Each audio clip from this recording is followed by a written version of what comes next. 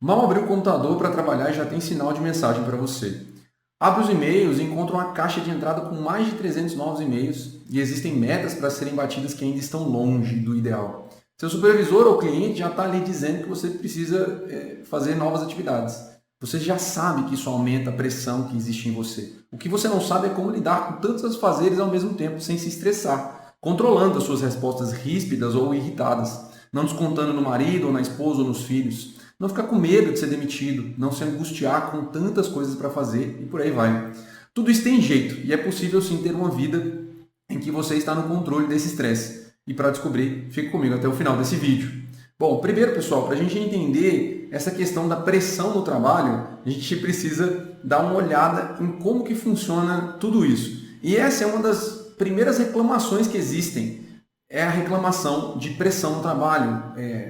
Os seus líderes, os seus supervisores, ou até mesmo você que é empresário, coloca em si uma pressão muito grande para atingir as metas e os resultados. Né?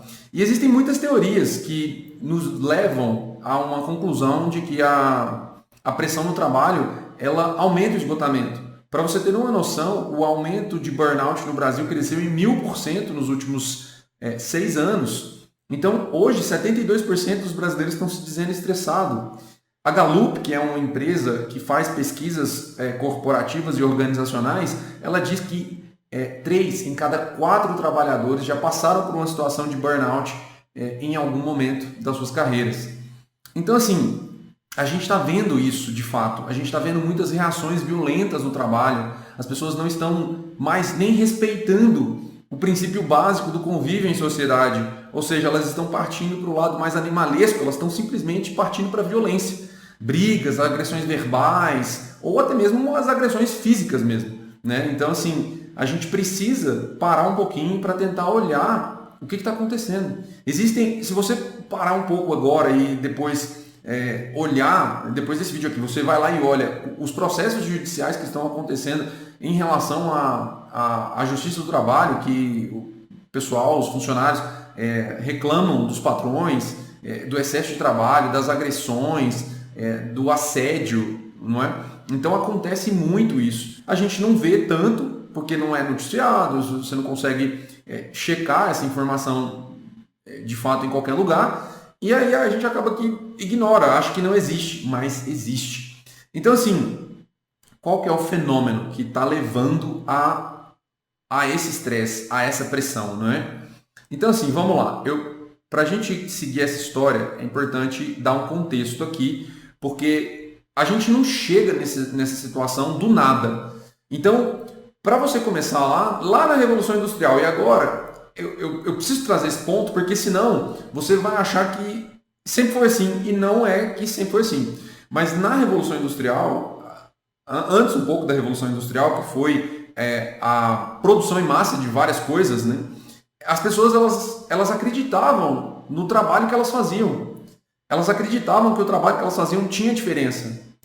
Então, assim, você estava inserido do seu trabalho na vida cotidiana. O trabalho e sua vida era basicamente a mesma coisa.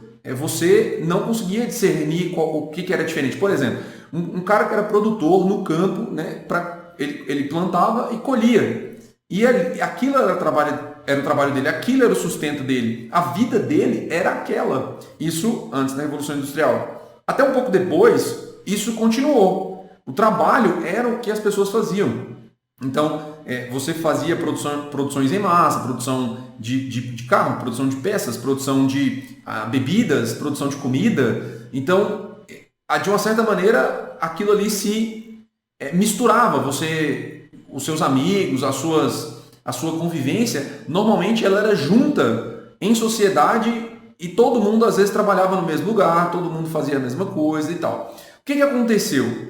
Nisso, a pessoa ela não conseguia cultivar duas vidas. As vidas delas era basicamente uma vida só. Então, assim, se você tenta cultivar duas vidas, é muito difícil você não ficar estressado, porque você vai sustentar uma vida diferente no seu trabalho e vai sustentar uma vida diferente na sua casa. É claro que eu estou falando assim, você não vai tratar a sua esposa ou seu marido conforme você trata os seus funcionários ou colegas de trabalho. Não, não é isso. O que eu estou falando é, você não pode tentar separar as coisas. Você não pode tentar forçar uma separação. Entende? Porque essa separação, ela é mais recente. Ela começou agora e a gente pode remeter isso aí a poucos anos atrás. Né? Poucos anos assim, sei lá, uns 100 anos atrás, digamos assim. 100 anos, 150 anos. Do século XVIII para o século XIX e agora a gente tem o século XXI. Né? Então, 18, 19, 20 e 21. A gente teve um salto muito grande na forma como a gente trabalha. Então, hoje, a gente tem essa separação. E essa separação, a pessoa tenta forçar, está fazendo com que elas adoeçam, porque elas não conseguem fazer essa separação, porque sua vida é uma só. Não é duas. Você não é um Gil, no meu caso, né? Eu não sou um Gil no trabalho e um Gil fora do trabalho. Eu sou o mesmo. As minhas crenças, os meus valores, né? Você que está aqui assistindo nesse momento, você não é uma pessoa diferente em cada um dos lugares. Suas crenças e seus valores, elas permanecem os mesmos. Então, quando você tenta talvez forçar e falar assim, não quero falar sobre trabalho, mas você tem o que falar? Você estuda o que falar ou você quer falar sobre coisas triviais que não vão agregar em nada? Você fala, mas eu preciso ficar falando coisas que são produtivas o tempo todo? Não, não é isso que eu estou dizendo. Mas você, de fato, precisa ali trazer substância para o que você está transmitindo. Senão, você não vai falar nada. Você simplesmente vai estar ali jogando conversa fora. E isso, por exemplo, se você pegar os antigos, que é toda a nossa história estruturada desde os grandes filósofos, se você pegar os antigos, eles sentavam em rodas na sociedade ali para debater, para discutir, para falar sobre o que eles observavam da realidade. A gente hoje não faz isso mais. Então, assim, o contexto histórico, ele é uma das razões para as quais a gente chegou hoje nesse momento que a gente está. Uma pressão exacerbada, uma pressão muito alta no trabalho e as pessoas ficando cada vez doentes, né? Só que, assim, o contexto histórico e o formato de trabalho que vem, né, mudando, e a gente está passando por uma nova mudança agora, tanto com as inteligências artificiais e essa demanda por tempo, porque você quer economizar sempre mais tempo, de fato, isso é genuíno, porque o tempo seu é a sua vida. Então, o contexto histórico, ele sozinho ele não explica. Né? Então, assim, hoje, por exemplo, a gente tem acesso à informação muito mais rápido do que no passado. Então, isso coisa de 100 anos atrás, 150 anos atrás. Ou seja, você está sendo conectado, você está sabendo o que está acontecendo ao redor do mundo, você está sabendo o que está acontecendo na sua cidade, no seu país, você sabe das coisas que estão acontecendo. Antigamente isso demorava, se não semanas, meses, às vezes até anos, dependendo da época que você está analisando, para chegar a informação em você. E aqui é importante fazer um comentário, né? Porque esse excesso de informação, ele sobrecarrega demais a nossa mente. Ele sobrecarrega muito, isso é um fato. Você tem que lidar com a sua casa, com os afazeres do seu trabalho, com os afazeres e obrigações das pessoas que dependem de você, que são suas responsabilidades e deveres, e ainda sim lidar com economia, com política, com guerra, com disputas, enfim, locais ou eleitorais, discussões, amizades, enfim, muita coisa que você precisa lidar ao mesmo tempo. E um dos fatores que leva ao esgotamento mental é justamente esse acúmulo e esse excesso de informação. E para você descobrir mais sobre o esgotamento mental, nesse canal aqui tem um vídeo que eu falo sobre os impactos dele na sua vida, como perda de memória, dores no corpo, fadiga extrema, e por que você deve buscar ajuda o quanto antes para que você possa evitar um potencial burnout. Então, se você está numa situação onde você está caminhando para um burnout, né, e você não tem forças nem para levantar da cama ou até mesmo dirigir um carro, então vai lá, assiste o vídeo. Depois que você terminar isso aqui, você vai entender como é ter uma vida leve e que você acorda disposto e pronto para fazer a diferença. Beleza, então assim, gente, eu estou falando aqui da produtividade. Se você tem eu estava falando do excesso de informações. Então você tem esse excesso de informações, você não sabe lidar com isso. E hoje também tem um aumento, uma cultura de que você precisa ser 100% produtivo o tempo todo. eu concordo que a gente precisa não ser 100% produtivo, a gente precisa ser produtivo. A gente está muito aquém do que a gente poderia ser quando a gente compara, por exemplo, com mercados diferentes, com outros países. Só que aqui é importante frisar que não dá para comparar outros países diretamente assim, porque são contextos diferentes. A formação desses países, a história que levou aqueles países a chegar onde eles chegaram é diferente. Então o Brasil é a mesma coisa. Então se ficar querendo comparar o Brasil com outros países é uma forçação de barra. Mas a gente precisa realmente entender e trabalhar essa questão da produtividade. O problema é que é o seguinte, existem dias que a gente não vai ser 100%. Existem dias que você não vai estar tão 100% assim. É como se fosse uma bateria de celular viciada. Ela está mostrando 100%, mas quando, sei lá, cai 10, 20%, o celular desliga. É basicamente isso. O burnout é basicamente isso que acontece. Quando você desliga, acabou a bateria completamente. O esgotamento provocado, claramente, por um esgotamento mental. Então, quando isso acontece, você vai se sobrecarregando cada vez mais. E a pressão por produtividade, ela vem das pessoas acima de você, seus superiores, seus supervisores, seus gerentes. E se você é empresário, ela vem das suas metas ousadas. E de fato, você precisa ter uma meta ousada, mas você precisa quebrar essas metas ousadas em pequenas metas que são atingíveis. Caso contrário, você vai ficar se frustrando, tá? Então, pessoal, o que acontece? Essas cobranças dos seus superiores, dos colegas, por exemplo, que te pedem para ficar fazendo o trabalho deles, as suas próprias metas que você precisa bater e o medo de não entregar e que você, enfim, pode ser demitido por causa disso, a competição ali por atenção ou prestígio, isso tudo vai sobrecarregando a sua mente. Os prazos apertados, a vontade de você querer separar as coisas, você querer chegar em casa e separar as coisas. Você tem que realmente saber filtrar as coisas que você vai falar. Mas veja que lidar com o que acontece no seu trabalho ou lidar com o que acontece na sua casa dentro do seu trabalho faz parte da sua vida. Não é uma vida diferente ou outra. Entende? Isso que é uma forçação de barra. Muita gente está querendo forçar essa separação e não consegue.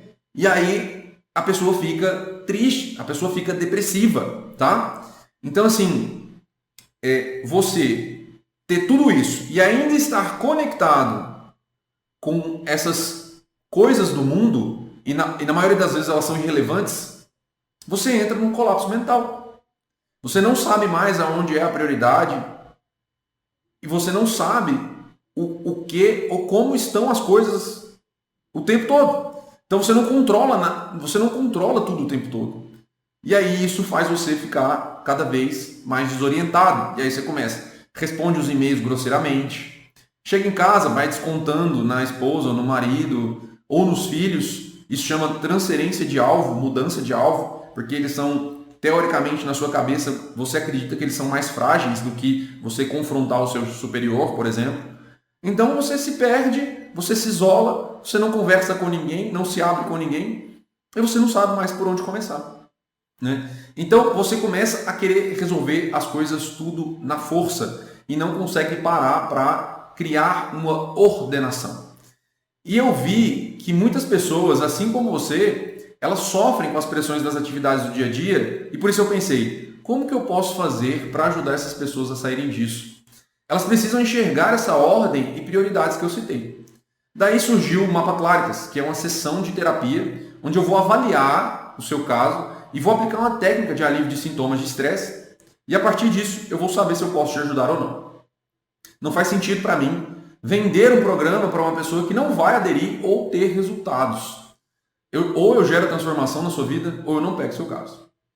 No Mapa Claritas eu aplico um método que eu uso durante as minhas sessões de terapia, que além de proporcionar para você um alívio imediato para o seu estresse, gerado por esse esgotamento mental, ele é capaz de identificar essa desordem e resolver de uma vez por todas as suas queixas. Se você tiver interesse, clica no link que eu vou deixar na descrição do vídeo e comece agora. Beleza, então é o seguinte, vamos lá. Já temos aqui alguns elementos que levam à pressão que você está sentindo e depois levam ao estresse. Então, para você resolver isso, o que você precisa fazer? Você precisa criar uma ordem. Você precisa entender quais são as prioridades. Eu já falei sobre isso aqui em algum dos vídeos, mas você precisa entender as prioridades. tá? E eu vou falar sempre sobre aqui também. Então, a gente vai trabalhar muito isso aqui por aqui, tá bom? Então, o que é criar uma ordem? Você vai olhar as suas prioridades. As prioridades corretas é Deus, cônjuge, família, trabalho e você. Por que eu coloco por que eu coloco você por último? Porque quando a gente se prioriza, principalmente acima de Deus, você começa a criar essa desordem, você se perde. E aí, eventualmente, começa a abrir um vazio na sua vida. E aqui eu não estou falando de religião, eu não estou falando especificamente de religião, mas eu estou falando da forma como você age no mundo, a forma como você encara as coisas, como são seus valores, como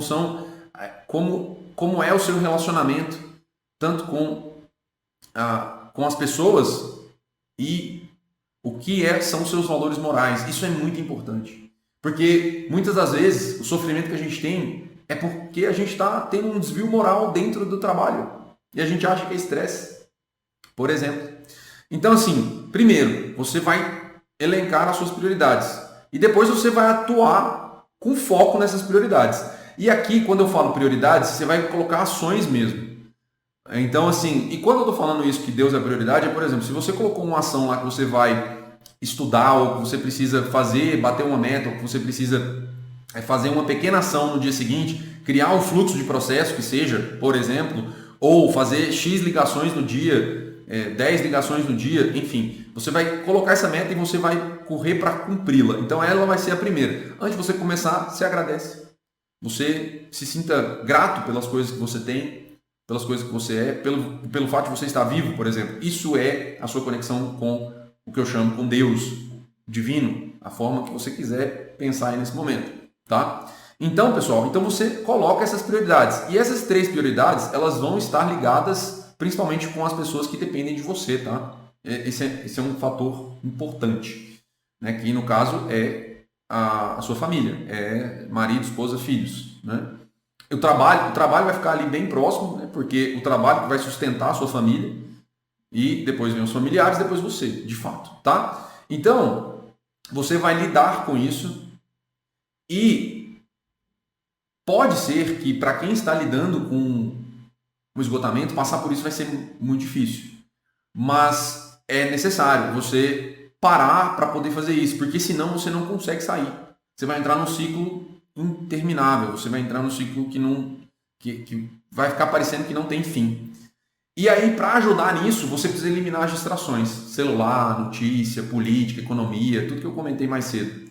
Então, e não que isso não seja importante, tá? Eu sei que é importante acompanhar, eu sei que é importante estar atento a isso, não ser uma pessoa completamente alienada. Mas veja, você está com um problema, entende? Você tem um desvio, um desarranjo aí que se você continuar alimentando esse desarranjo, você vai sofrer, você vai entrar em um processo, né, de esgotamento mental, tá? Então, por isso que eu falo, não é como se você, sei lá, recomendasse uma pessoa para uma pessoa que é obesa, que ela tem que comer mais. Não faz sentido, né? Ou a pessoa que tem diabetes, ela pode comer, sei lá, açúcar. Não pode, né? Então, assim, é mais ou menos isso. Evite, quando você estiver esgotado, evite esse tipo de consumo de notícias. Quando possível, negocie os prazos que você tem. Seja flexível e negocie e busque a flexibilidade das pessoas que estão te cobrando, tá? E outra coisa, aprenda a dizer não, principalmente para as coisas que não são sua responsabilidade. Eu sei que você vai querer agradar muita gente, principalmente quando a gente está em estresse, isso é uma resposta ao estresse, mas busque falar não para essas coisas que não são sua responsabilidade, que não estão dentro da sua prioridade. Tá? Muitos profissionais, eles se sentem culpados, empresários principalmente, podem se sentir culpados nesse momento, mas é importante você não assumir as outras tarefas, as tarefas de outras pessoas, porque você vai ficar travado e não vai conseguir concluir a sua, tá? E algo contrassenso, você vai ver isso aí, as pessoas tentando separar uma coisa da outra, inclusive eu já falei sobre isso aqui também no canal, mas você tentar lutar em ter 2 vidas, você não vai conseguir. encarar o seu trabalho como parte da sua vida e da sua missão e sua obrigação, seu dever mesmo. Tá? Então, assim, por que disso? Porque é isso que a gente está aqui para fazer. A gente está aqui para trabalhar, a gente está aqui para agregar. Imagina, coloca uma situação na sua cabeça. Se todo mundo fizesse só o que quisesse, se todo mundo quisesse fazer somente os desejos mais pessoais, mais profundos ali de, sei lá, de buscar prazer, de ficar viajando o tempo todo, de não fazer nada que agregue para as pessoas à sua volta e tudo mais. Você concorda que uma sociedade assim, ela ia caminhar para a sua autodestruição? Faça esse exercício aí, tá? Então, pessoal, para quem ficou até aqui agora, eu vou revelar um segredo bônus, tá? Então, para vocês que ficaram até aqui, né? Uma coisa que acontece bastante, hoje a gente parou de fazer contemplação. Então, para quem está esgotado, não consegue parar nem um minuto para chegar e fazer assim, eu vou contemplar, eu vou ver um nascer do sol, eu vou ver uma paisagem bonita, eu vou ver um pôr do sol. Então, separe um tempo, nem que seja 5 ou 10 minutos, para você parar e olhar para algo belo e refletir sobre aquele algo belo que você está vendo, sobre às vezes um pássaro que você vê, às vezes uma nuvem, ou o próprio sol mesmo. Eu sei que vai ser extremamente difícil você fazer isso no começo. As pessoas não conseguem hoje parar 10 minutinhos ali, que seja, para contemplar, para olhar e observar o ambiente, observar as coisas à sua volta. Porque a vida está tão corrida que elas simplesmente falam que não querem, né? Não tenho o luxo de perder 10 minutos do meu tempo aqui para somente olhar para algo belo, para contemplar alguma coisa interessante. Ou às vezes até mesmo ficar em silêncio. Qualquer um dos dois que você escolher, eu tenho certeza que vai te ajudar a lidar com essas pressões do dia a dia. Se você gostou desse vídeo, se inscreva em nosso canal para acompanhar mais conteúdo sobre esse no trabalho e esgotamento mental. Que você descobre que consegue lidar com as angústias e as preocupações e é totalmente possível e às vezes muito mais simples do que parece ter uma vida ordenada e não estressante. Um grande abraço.